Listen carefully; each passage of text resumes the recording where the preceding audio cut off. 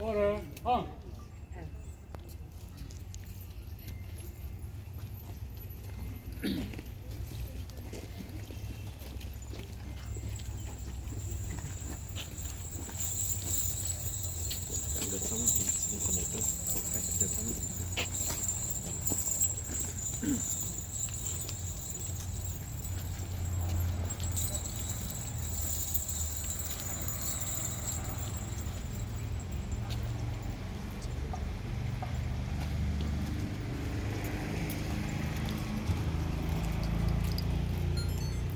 Okay, you all can be seated now.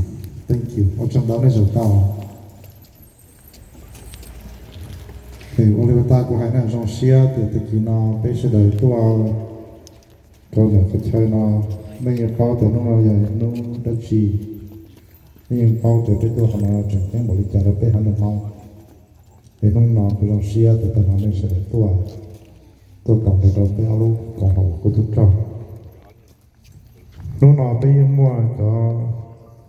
nó cho chữ cho họ chưa sáng tôi cầm bây nó cái trong tủ nè thì của tôi sau tan họ nên lúc bây thế mà tôi thọ ở châu nên sẽ đợi tôi cầm bây nó Jim, I just want to welcome everybody to the memorial.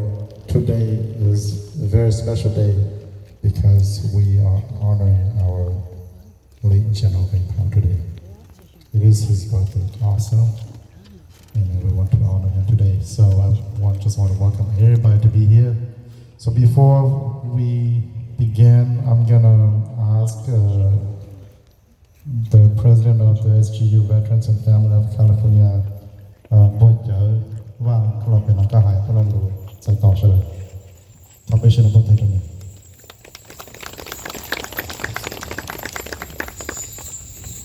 Phát thanh sẽ chạy có là tỷ nào thế? Theo có tụ long thế, đầu Dr. Jingo là tụ Vice President. Ni cho jadi ni mò cho đi áo cái tụ thì bắt hàng là trong giang rồi sẽ đợi.